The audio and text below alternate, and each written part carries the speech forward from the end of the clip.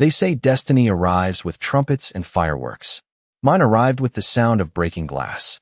The crystal chandelier above me scattered warm golden light across the ballroom like liquid sunlight, turning every polished surface into something out of a dream.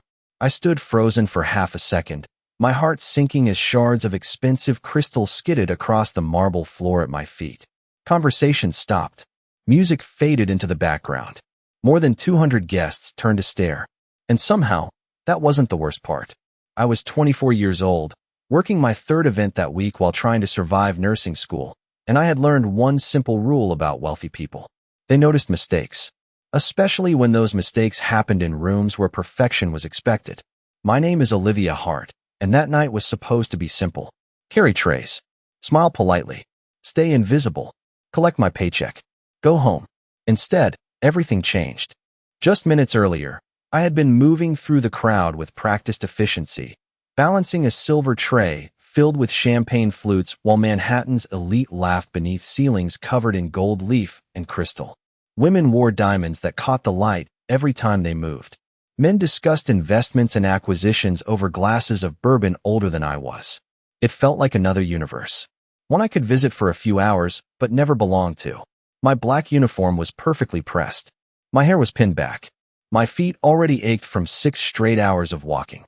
Still, I kept smiling. Because rent didn't care if I was tired.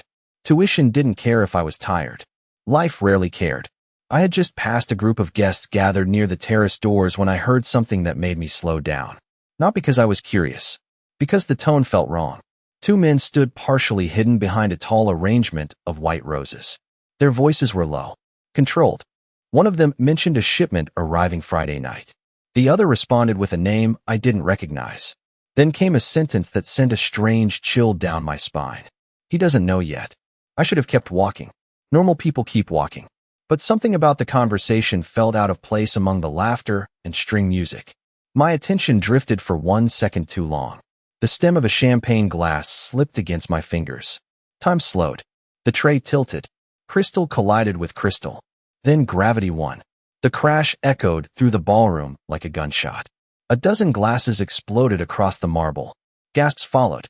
My face burned instantly. "I'm so sorry," I whispered, already dropping to my knees. Embarrassment flooded through me as I reached for the scattered pieces. The event manager was rushing toward me from across the room. I could practically feel tomorrow's unemployment approaching. My hands trembled, not from fear of broken glass, from the humiliation of being seen. Because invisibility had always been my greatest advantage. Then a strange silence spread through the crowd. Not the silence of surprise.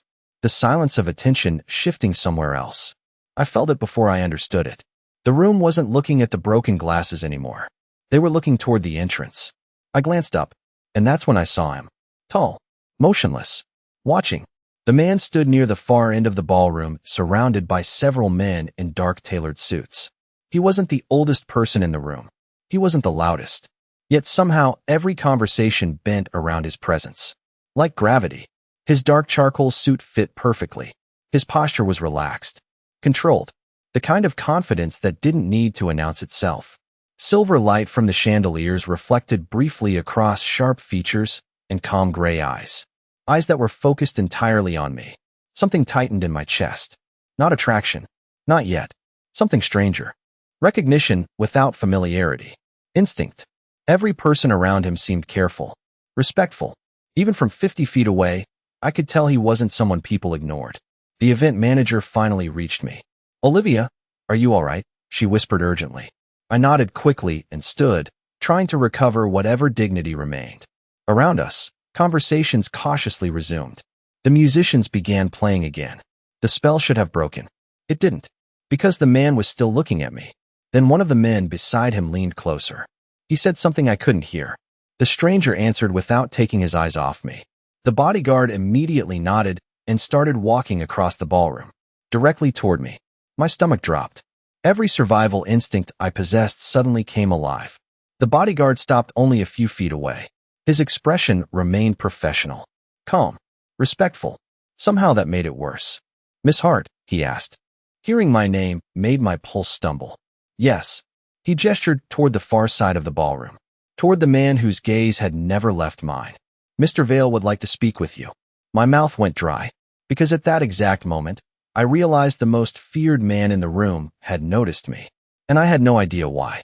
I stared at the bodyguard for a second that felt much longer than it should have. Around me, the Gala continued to breathe and move as if nothing unusual had happened. Waiters carried fresh trays.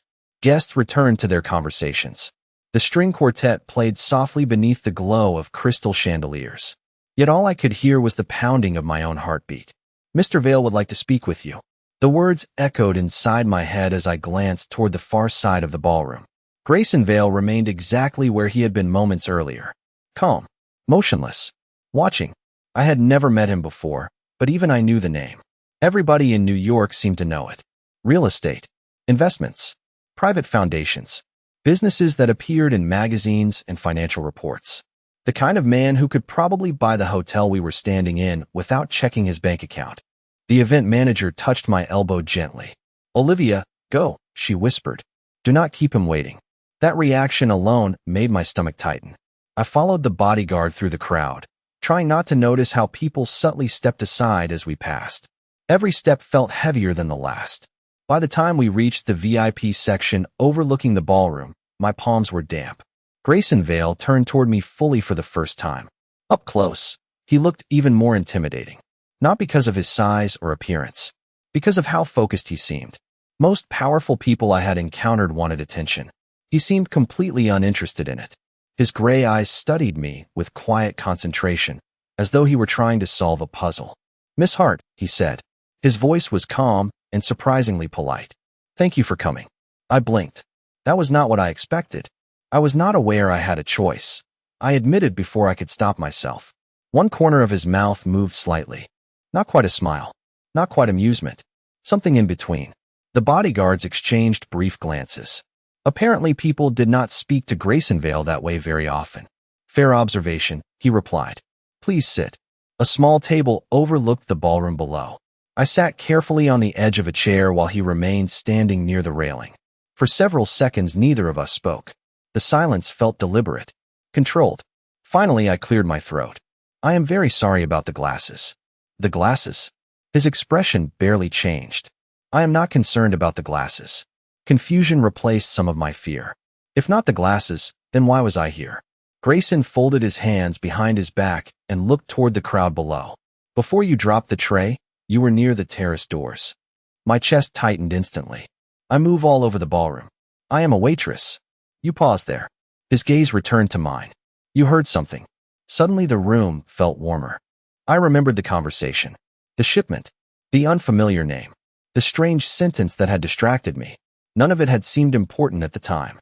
"I do not know what you mean," I said carefully. "You heard two men talking." His voice remained calm. "What exactly did you hear?" My pulse stumbled. The question was so direct that it caught me completely off guard. "Nothing important." "Miss Hart." He spoke my name quietly. Somehow that made it more difficult to lie. "I am trying to determine whether you are in danger." I stared at him. Danger? The word sounded absurd. I was a nursing student who worked banquet shifts. My biggest concern that morning had been an overdue electric bill. "You are overestimating my importance," I said. For the first time, Grayson looked genuinely serious. "No," he replied. "I think you are underestimating what happened tonight."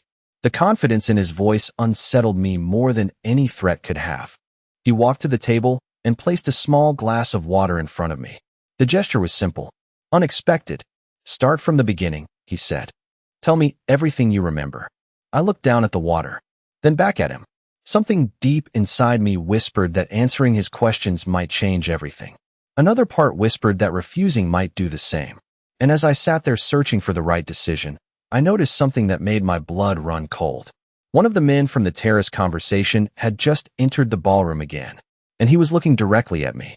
The moment I recognized him, every nerve in my body tightened. He stood near one of the ballroom entrances, speaking casually with another guest, but his eyes kept drifting back toward the VIP balcony, toward me, toward Grayson, toward whatever conversation he suspected was happening. I lowered my gaze immediately, pretending to focus on the glass of water in front of me. My pulse had become a steady drumbeat inside my ears. Grayson noticed. Of course he noticed.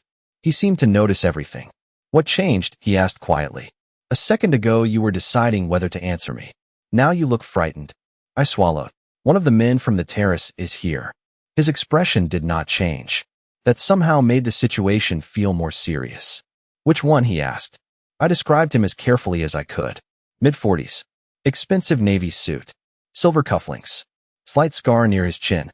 The details came back surprisingly easily. Years of balancing school, work, and long shifts had trained me to observe more than most people realized. Grayson listened without interrupting. When I finished, one of the men standing near the balcony entrance touched an earpiece and quietly stepped away. No panic. No urgency. Just silent efficiency. The kind that suggested this was normal for them. Now tell me exactly what you heard, Grayson said. I took a breath and tried to remember. The ballroom. The roses. The low voices. The words that had distracted me. One of them mentioned a shipment arriving Friday night. I said. I do not know what kind of shipment. Grayson nodded slightly. What else? There was a name. I closed my eyes, concentrating. I think it was Bennett. Or Bennings. Something like that. For the first time, a flicker of emotion crossed his face. Not surprise. Recognition. It disappeared so quickly I almost thought I imagined it. Anything else? He asked. I hesitated. One of them said, he does not know yet. The silence that followed felt heavier than before. Grayson turned toward the ballroom below. The city lights beyond the windows reflected across the glass, turning him into a dark silhouette against Manhattan's skyline. For several seconds he said nothing. Then he exhaled slowly. You remember more than you think. I wish I did not remember any of it. I admitted. I was supposed to be serving champagne, not becoming part of whatever this is. To my surprise, that earned the faintest hint of a smile. That, he said, is the most reasonable thing anyone has said to me all evening. Despite everything, I almost laughed. Almost. Then I noticed movement near the ballroom floor. The man I had identified was leaving. Fast. He had abandoned his conversation and was heading directly toward the exit. Grayson's attention shifted immediately. One of his associates stepped forward and quietly handed him a phone. A brief exchange followed. Low voices. Calm expressions. Yet the atmosphere around the table had changed. Something important had just fallen into place. Grayson ended the call and looked back at me. His eyes seemed colder now, more focused. Miss Hart, he said, there is something you need to understand. My stomach sank. That does not sound encouraging. It is not meant to be. He remained calm, controlled, every word measured. The conversation you overheard was not random. The man you identified should not have been discussing those details in public. The fact that he was means someone made a mistake. I stared at him. And people become nervous when mistakes are witnessed. The meaning settled over me slowly.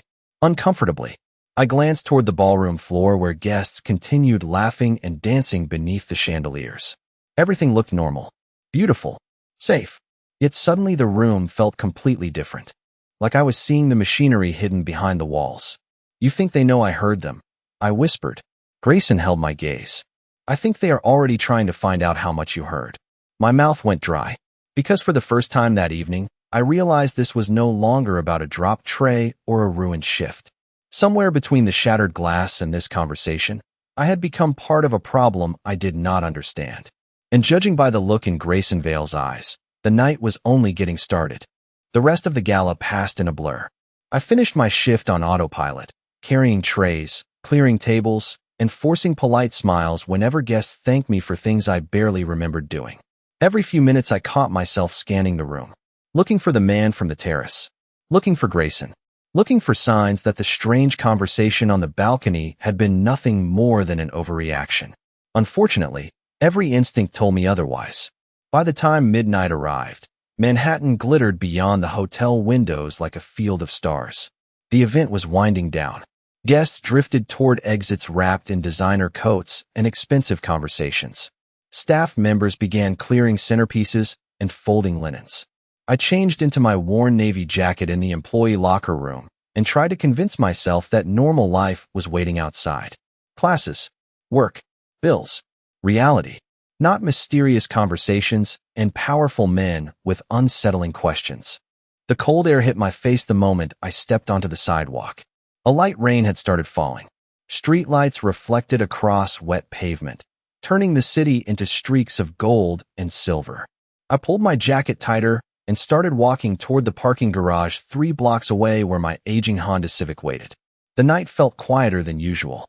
Too quiet. Halfway down the block, I noticed footsteps behind me. At first I ignored them. New York was full of people walking at all hours. But when I crossed the street, the footsteps crossed too. My pulse quickened. I glanced casually into the reflection of a dark storefront window. A man in a dark coat followed about 30 feet behind. Maybe it was nothing. Maybe I was imagining things. Then I turned another corner. He turned too. A knot formed in my stomach. Do not panic, I told myself. Just keep walking. The garage entrance appeared ahead. Relief flooded through me. Almost there. Then a black sedan rolled slowly along the curb beside me. The tinted passenger window lowered. I froze. The man inside smiled politely. Too politely. "Miss Hart?" he asked. My heart immediately began racing. Yes. I believe we met earlier this evening. I had never seen him before in my life. Every alarm bell inside me started ringing. "I think you have the wrong person," I replied. The smile remained. "Perhaps you could spare a few minutes. There are a few questions we would like to ask." Questions. The exact same word Grayson had used. Only somehow this felt completely different. I stepped backward. "I am not interested." The rear passenger door opened. Nothing aggressive. Nothing dramatic. Yet something about the situation felt deeply wrong. My instincts screamed at me to leave. I turned and started walking away. Faster now. The rain intensified. Footsteps followed behind me. Not running. Not rushing. Just following. My breathing became shallow. I reached for my phone with trembling fingers. Before I could unlock it, headlights swept across the street. A large black SUV pulled smoothly to the curb beside me. The passenger window lowered. Gray eyes met mine. Calm. Focused. Familiar. Grayson Vale sat inside. Rain tapped softly against the glass as he studied my expression. Then he glanced once toward the men behind me. Whatever message passed between them required no words. The strangers stopped immediately. Grayson looked back at me. "Olivia," he said quietly. "Get in." I stared at him, my pulse hammering against my ribs. Part of me wanted to refuse on principle. Part of me wanted to demand answers. But standing in the rain with unknown men suddenly interested in my evening plans, one truth became impossible to ignore. For the first time all night, the safest place in Manhattan seemed to be inside Grayson Vale's vehicle. For 3 long seconds, I stood in the rain staring at the open SUV door. Water dripped from my hair onto the sidewalk. The city hummed around us. Taxis passed. Traffic lights changed. Somewhere in the distance, a siren echoed between buildings. Everything looked normal. Yet nothing felt normal anymore. Grayson waited patiently. He did not repeat himself. He did not pressure me. Somehow that made the decision harder. Finally, I climbed inside. The door closed behind me with a soft click. Instantly, the noise of the city disappeared. Warm air filled the cabin.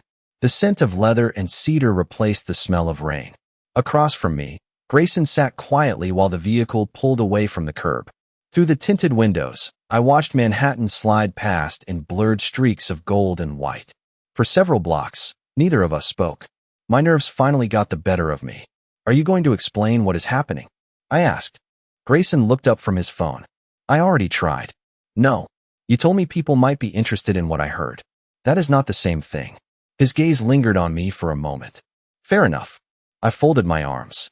"And before you say anything else, I am not staying at some secret location or safe house or whatever this turns into."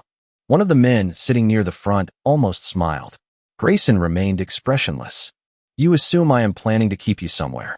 You appeared exactly when strange men started following me, because I was making sure they did not reach you first." I hated how reasonable that sounded. The SUV continued through the city. Rain slid across the windows in silver lines. I checked my phone. 2 missed calls from my friend Rachel. 1 text asking if I wanted coffee before class tomorrow. The normalcy of the message felt surreal compared to everything else. "I have school in the morning," I said, "and a pharmacology exam next week. My life does not have room for whatever this is." "Your life had room for it the moment those men noticed you." His answer came quietly, without drama, without exaggeration. That honesty unsettled me more than fear would have. We stopped in front of a modern residential tower overlooking the river. The building rose nearly 60 stories into the clouds. Glass reflected the city lights like a mirror. A doorman opened the entrance before the SUV fully stopped. I stared upward. Where are we? My residence. Absolutely not. The answer escaped before I could stop it. Grayson blinked once. Absolutely not. You cannot bring a woman you met 6 hours ago to your penthouse and expect her to be comfortable with that. This time the man in the front seat definitely smiled. Grayson rubbed the bridge of his nose as if fighting off a headache. Olivia. No. You are safer here tonight. I do not know you. That is true. You could be completely insane. His eyes narrowed slightly. That seems unlikely. You had someone escort me across a ballroom after I broke a tray of glasses. You broke the tray because you overheard information you were not supposed to hear. I opened my mouth, closed it, opened it again. Frustration bubbled inside me.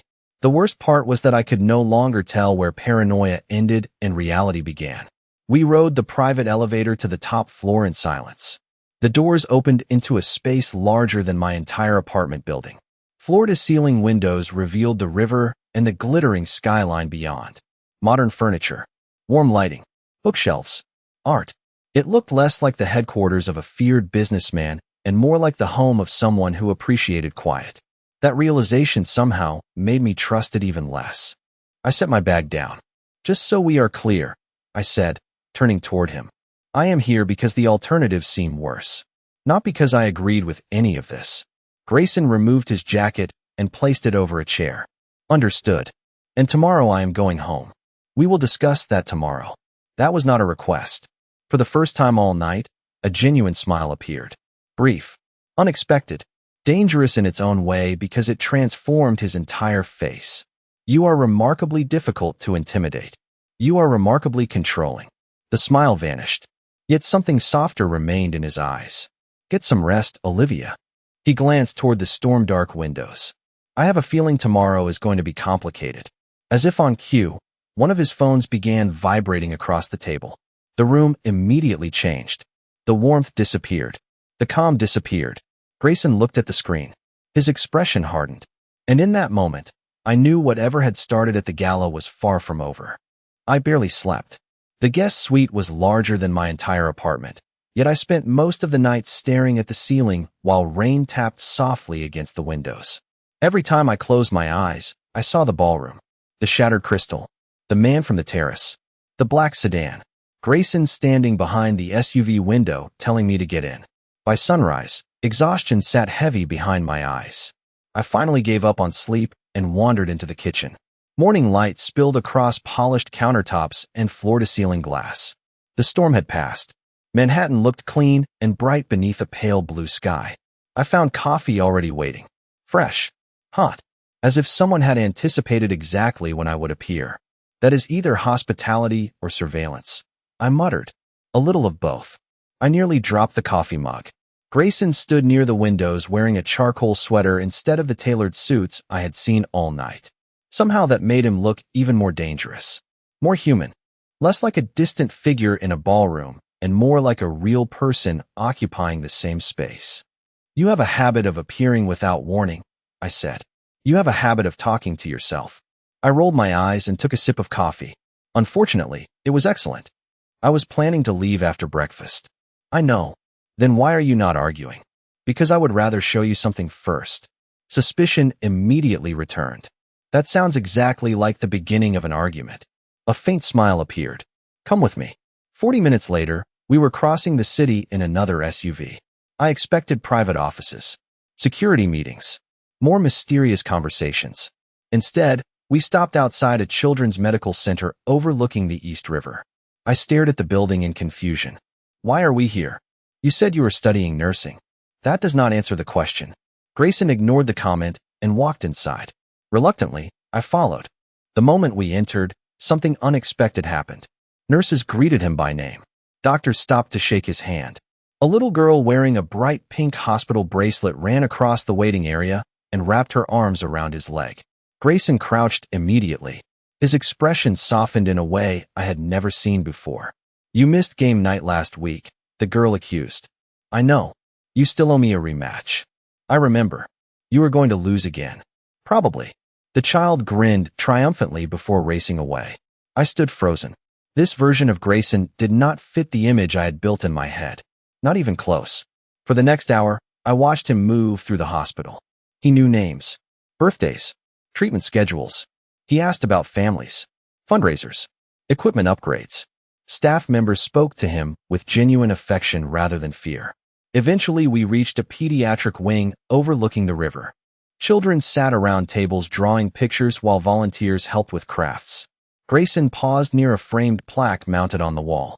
I stepped closer and read the inscription. His foundation had funded the entire wing. Not partially. Entirely. I looked at him. You never mentioned this. You never asked. Most people would. Most people enjoy talking about themselves. The answer was simple. Matter of fact. Yet somehow it carried more weight because of that. We stood quietly for a moment watching the children laugh and color beneath bright murals. For the first time since meeting him, my certainty began to crack. The world had painted Grayson Vale as a man defined by power, influence, wealth. But standing there, I saw something else. Responsibility, loneliness, a burden he carried without discussing it. Why are you showing me this? I finally asked. His gaze remained on the children. Because you looked at me last night like you thought you understood exactly who I was. I felt heat rise to my face. Maybe I did. No. He turned toward me, gray eyes steady and unreadable. You decided before you had enough information. I opened my mouth to argue, then closed it. Because the uncomfortable truth was that he was right. The drive back felt different. Not easier. Not safer. Just different. The city rolled past outside while my thoughts tangled themselves into knots. I had spent hours convincing myself Grayson Vale was a problem I needed to escape. Now, for the first time, I found myself wondering if there was more to him than anyone realized. And that realization frightened me almost as much as the men who had followed me the night before. The next 2 days passed with an uneasy kind of normal. I attended classes. I studied.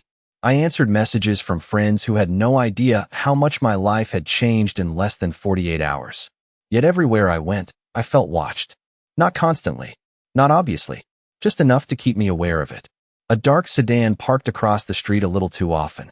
The same face appeared twice near campus. Small things. Easy to dismiss individually. Impossible to ignore together. Grayson never pressured me to stay at the penthouse after that first night. In fact, he seemed to respect every boundary I established, which only made him harder to understand. Each morning there was a brief text asking if I was safe. Each evening another asking whether anything unusual had happened. No demands. No control. Just quiet concern hidden beneath his usual restraint. By Friday afternoon, I had almost convinced myself the situation was improving. That was my first mistake. The second happened when I decided to leave campus alone. The autumn air carried the scent of rain again as I crossed the parking lot after an afternoon lab session. Students hurried past carrying backpacks and coffee cups. Cars pulled in and out. Everything appeared perfectly ordinary. My phone buzzed. A message from Rachel asking if I wanted dinner later. I smiled and started typing a reply. That distraction lasted maybe 3 seconds. Long enough to miss the woman approaching me. Olivia Hart? She asked. I looked up. She appeared friendly. Mid-30s.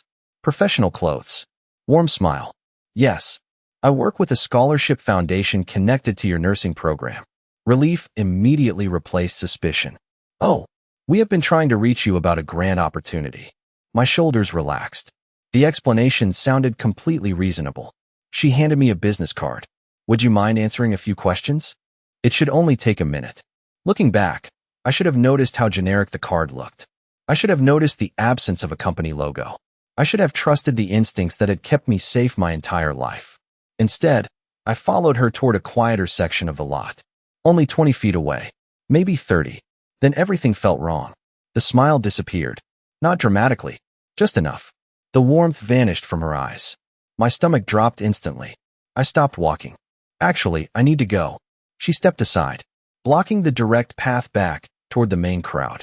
Another person appeared near a row of parked vehicles. Then another. Nothing threatening. Nothing obvious. Yet suddenly I understood exactly what was happening. Panic surged through me. I turned sharply and headed back toward the student center. Fast. My pulse hammered inside my ears. Behind me, footsteps followed. Not running. Not rushing. Following. The same way they had followed me after the gala. I reached for my phone with shaking fingers. One missed call. Then another incoming call appeared. Grayson. I answered immediately. Olivia. His voice sounded sharper than usual. Where are you? Campus. I glanced over my shoulder. The people were still there, still following. Something is wrong. Silence.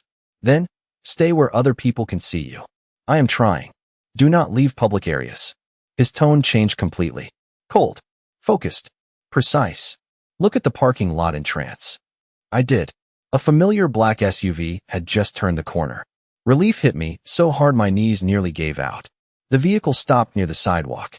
Several men stepped out and moved calmly toward the area around me. The strangers immediately changed direction. Some disappeared into nearby buildings. Others blended into the afternoon crowd. Within seconds they were gone. Just gone. As if they had never been there at all. My breathing remained uneven. My hands shook. The SUV door opened. Grayson stepped out. He crossed the distance between us faster than I had ever seen him move. Not angry. Not dramatic. Concerned. Deeply concerned. His gray eyes searched my face, making sure I was unharmed. Are you all right? He asked. I nodded. Barely. For a moment, neither of us spoke. Then something shifted behind his calm expression. Not fear for himself. Fear for me. Real fear. And that frightened me more than anything else. Because if Grayson Vale was worried, then the danger surrounding me was far larger than I had ever imagined. The drive away from campus felt different than every ride before it. Silence filled the SUV, but it was no longer uncomfortable. It carried weight now. Meaning. Outside the window, Manhattan moved past in a blur of glass towers, traffic lights, and late afternoon shadows stretching across the streets. I sat beside Grayson staring at my hands, trying to slow my breathing. The fear from the parking lot still lingered beneath my skin. Every time I replayed the scene in my head, I arrived at the same conclusion. If Grayson had not called when he did, I would have walked directly into something I did not understand. Neither of us spoke for several minutes. Finally, I broke the silence. How did you know? Grayson kept his eyes on the city outside. Know what? That something was wrong. A faint sigh escaped him. Because the people responsible for this situation have become desperate. I looked at him. You make that sound like it is my fault. His head turned immediately. No. The answer came so quickly that it surprised me. None of this is your fault. For a moment, neither of us looked away. Something shifted between us then. Something quiet. Human. The walls we had spent days building seemed thinner than before. When we arrived at the penthouse, the atmosphere felt tense. Several members of his security team moved through the living area carrying folders and speaking in low voices. Phones rang. Doors opened and closed. The calm environment I had seen earlier was gone. Grayson spoke briefly with one of his associates before returning to me. There is something I need to handle. I nodded. I figured. You should stay here tonight. Normally I would have argued. This time I did not. Maybe that surprised him because he paused before continuing. You are agreeing too easily. I almost got tricked in a parking lot by someone pretending to offer me a scholarship. His expression darkened immediately. Exactly. I am starting to think your paranoia may have been justified. For the first time all day, a small smile appeared. It vanished almost instantly, but I caught it. Get some rest, he said. I will be back later. Hours passed. Evening settled across the skyline. The city lights gradually illuminated the darkness beyond the windows. I tried studying. I tried watching television. I tried pretending life still made sense. None of it worked. My attention kept drifting toward the front door, toward the empty elevator, toward the absence of a man I barely knew and somehow worried about anyway. It was after 10 o'clock when the door finally opened. Grayson stepped inside looking more exhausted than I had ever seen him. His tie was gone. His jacket hung loosely over one shoulder.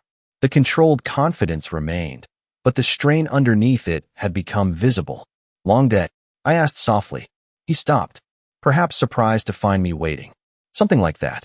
I handed him a cup of coffee. He stared at it for a second before accepting it. Thank you. We stood near the windows, overlooking the river. Thousands of lights reflected across the dark water below. The city felt endless. For several minutes, neither of us spoke. Then Grayson surprised me. I should have kept my distance from you. I looked up. What? His gaze remained fixed on the skyline. The moment I realized you overheard that conversation, I should have arranged protection and stayed out of your life. The honesty in his voice caught me completely off guard. What? Because every day you remain connected to me, things become more complicated. I studied his profile in the reflected glass. The powerful man everyone feared suddenly looked tired. Human. Alone.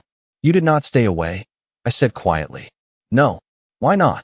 For the first time since I met him, Grayson seemed unable to find an immediate answer. Several seconds passed. Then he finally looked at me. Gray eyes. Honest eyes. Unprotected eyes. I am still trying to figure that out myself. My heart betrayed me then. Not with excitement. Not with fantasy. With recognition.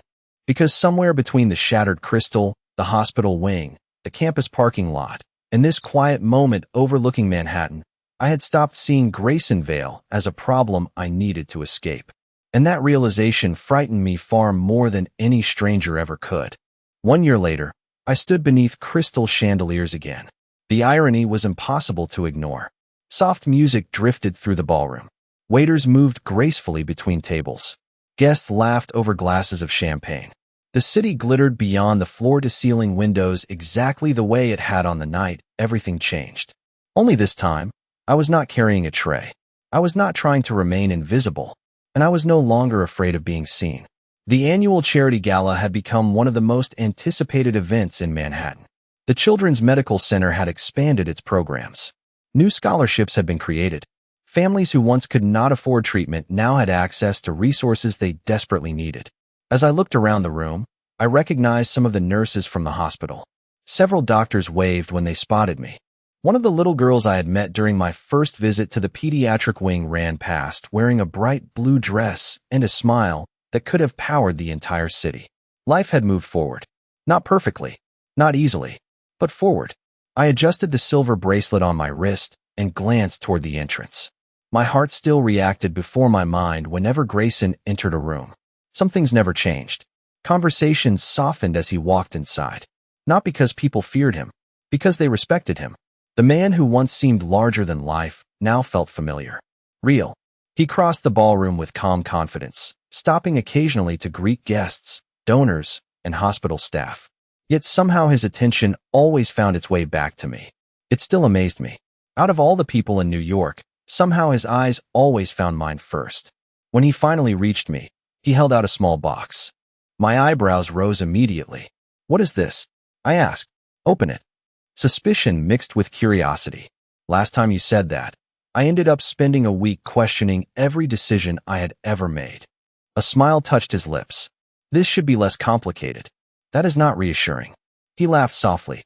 The sound remained rare enough to feel like a gift. I opened the box.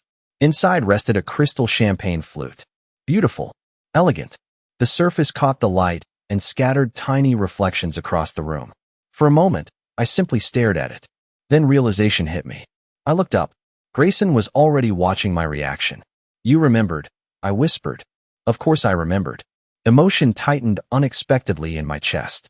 Out of every moment we had shared, every challenge, every long conversation overlooking the city skyline, every step that had brought us here, he remembered the broken glass.